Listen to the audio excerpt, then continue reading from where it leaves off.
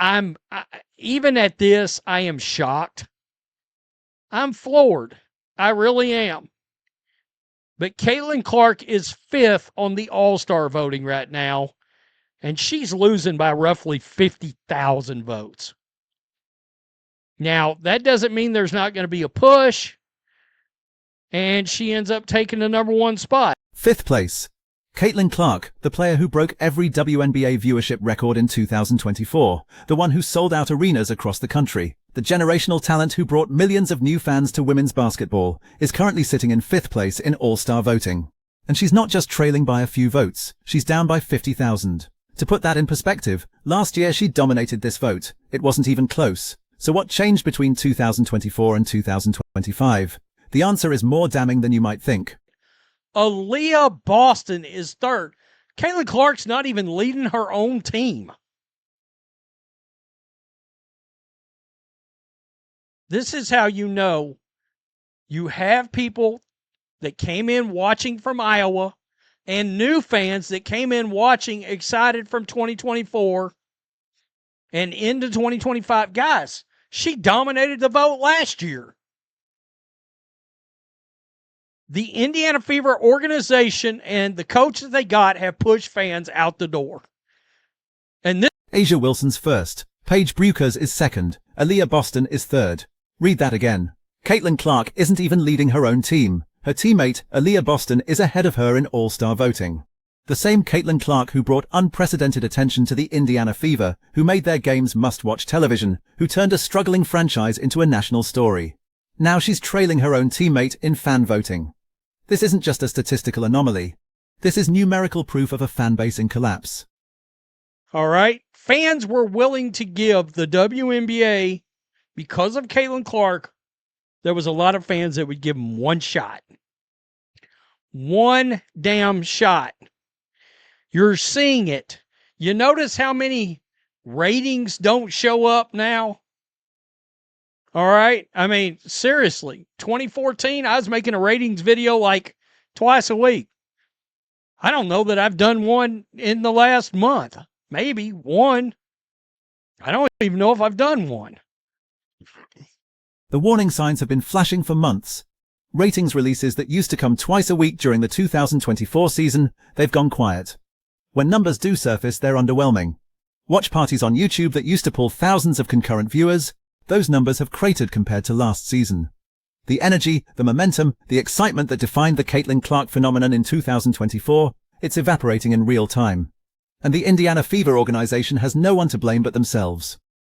The Indiana Fever did a horrible job with how they handled and strung fans along last year in Caitlin Clark's injury. They've turned around. They started doing it again this year. Oh, there's a back issue. There's not a back issue. There's a back issue. Bam, she's out. We're load management. Oh, no, we're not. Let's talk about what the Fever did to their fan base. Last season, they handled Caitlin's injury situation with all the transparency of a CIA black site, stringing fans along with contradictory updates, vague statements about her status, creating confusion and frustration among the people who just invested their time and money into following this team. Fans tolerated it because the product on the court was exciting. But then 2025 arrived, and the Fever decided to run the same playbook. Back issue, no back issue, maybe a back issue, load management, not load management, and then boom, she's out. The pattern repeated itself, and this time fans remembered how it felt the first time. Fans are being very vocal. They don't like the style of basketball that's being played. I mean, are people supposed to be upset that people don't want to watch something that they're bored by? Are people mad about that? Scott Agnes needs to go. That's not coming from me. That's coming directly from the Fever fan base. They're being vocal about their dissatisfaction with the style of basketball being played, with how the team is being managed, with the coaching decisions that seem designed to frustrate rather than entertain. Because here's what the Fever organization fundamentally misunderstood. Sports is an entertainment product. Fans were willing to give the WNBA one shot because of Caitlin Clark. One chance to prove that women's basketball could deliver the excitement, the drama, the must-watch moments that make sports compelling. And the Fever took that opportunity and squandered it. You better pay attention. If you start doing all that coping, no, you're seeing this in real time.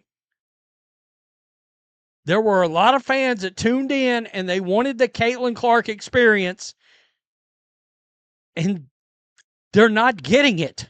So they're tuning out now. You want to know how I can see it?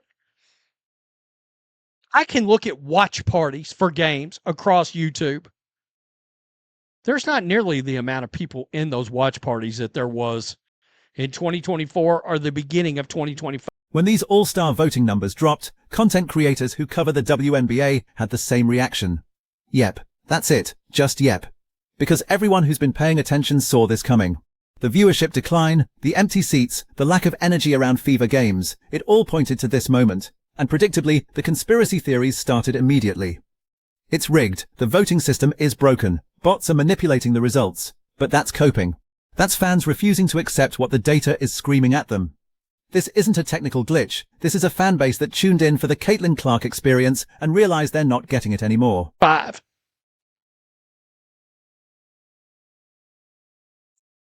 That's the problem with the league like the WNBA that didn't have any fire to begin with. People were willing to give this league one shot. So this is the All-Star voting. Here's how you measure real fan engagement beyond just the official numbers. Look at the watch parties. During the 2024 season and the early part of 2025, YouTube watch parties for Fever games were pulling serious viewership. People wanted to experience these games communally, to react in real time with other fans, to be part of something that felt culturally significant. Now, those same watch parties are ghost towns compared to what they were. That's not a ratings quirk. That's not a scheduling issue. That's tangible evidence of a fan base that's checked out. This person says, I don't think this is accurate. I just seen in CC's total, it's over 515,000. I looked for that before I hit record. I can't find it. I can't find it. I mean, I don't know what's going on. Some people are saying bots. You know, they're already coming after Caitlyn fans. The Klan's going to be like, you know. But the All-Star voting collapse isn't happening in isolation. Last night, the Indiana Fever had 2,300 unsold tickets for a home game. Let me repeat that, 2,300 empty seats for a Caitlin Clark game. And these weren't premium courtside seats priced at hundreds of dollars. These were tickets going for $10.50. You could attend a game featuring the most popular player in women's basketball history for less than the cost of a movie ticket, and 2,300 people still said no thanks. That's not a pricing problem. That's not a marketing failure. That's a product problem. But that's why I keep saying the Indiana Fever better start listening to the consumer. The consumer speaking loudly right here, right in front. And let's be absolutely clear about something, because this is important. This has nothing to do with Caitlin Clark herself. Her talent hasn't diminished. Her work ethic hasn't changed. Her ability to make plays that no one else in the league can make, that's still there. What's changed is everything around her. The organization's decision-making, the coaching philosophy, the defensive schemes that other teams are running against her without adjustment, the roster construction that puts additional pressure on her to carry the offensive load, the media management that creates confusion instead of clarity.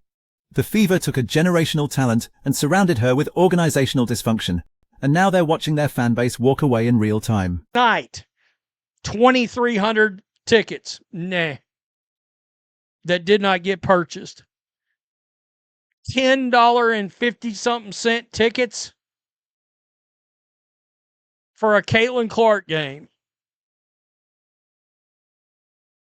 And look, let's be clear. This got nothing to do with Caitlin Clark herself.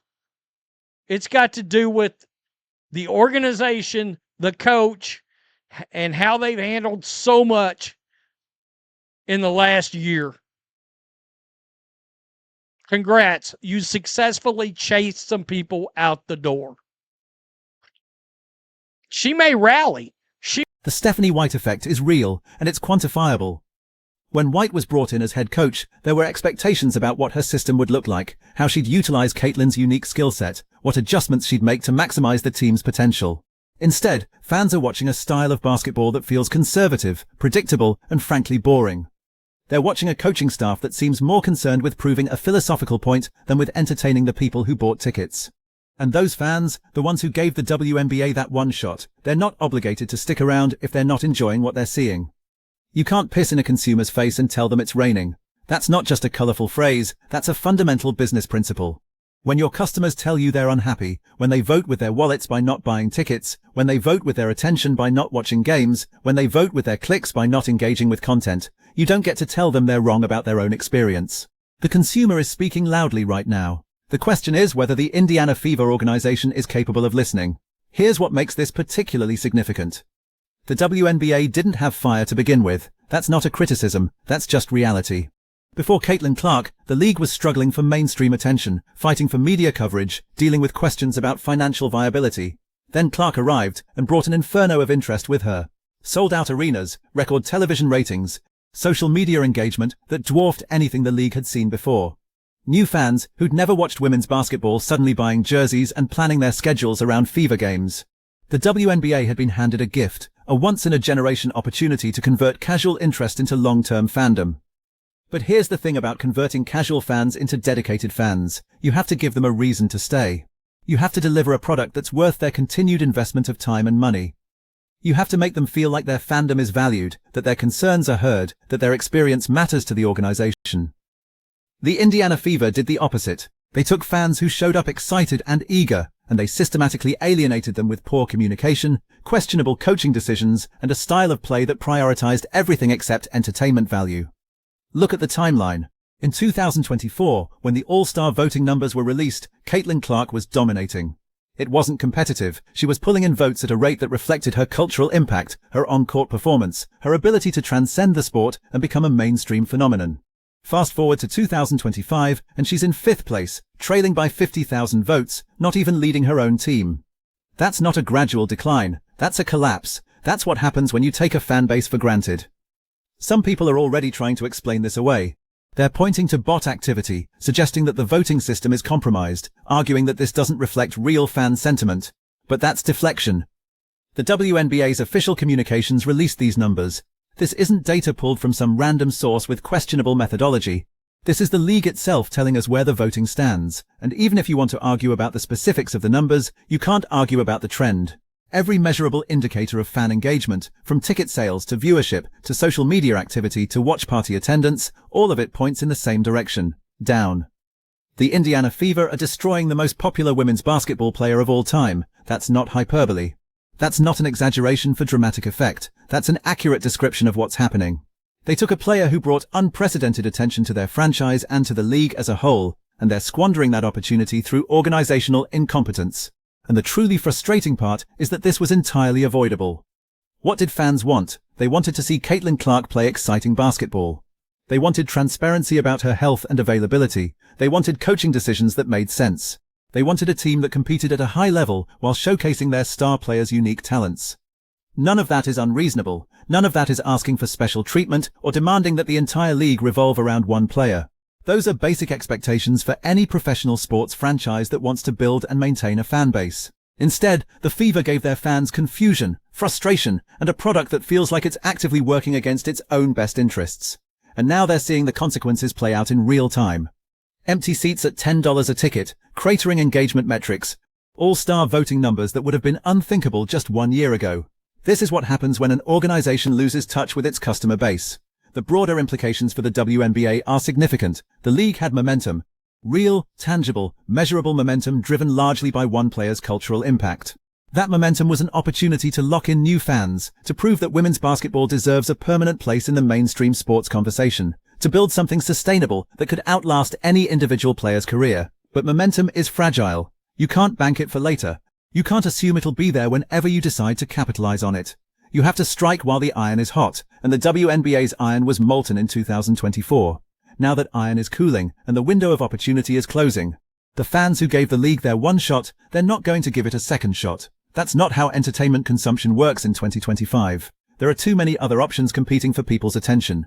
If the WNBA and the Indiana Fever can't deliver a product worth watching, those fans will find something else to watch, and they won't feel guilty about it. They gave the league a chance. The league failed to capitalize. So here's the question that matters. Is this reversible?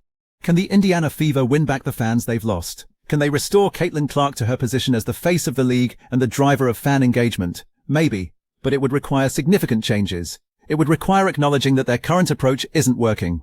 It would require listening to fan feedback instead of dismissing it.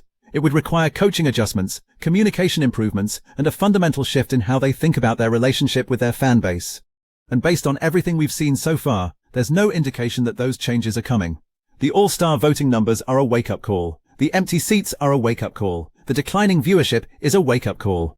The question is whether anyone in the Indiana Fever organization is awake enough to hear the alarm. Because right now, they're watching their most valuable asset lose her cultural relevance in real time, and they seem powerless to stop it. Or worse, they don't seem to realize it's happening. This isn't about one bad game or one poor decision.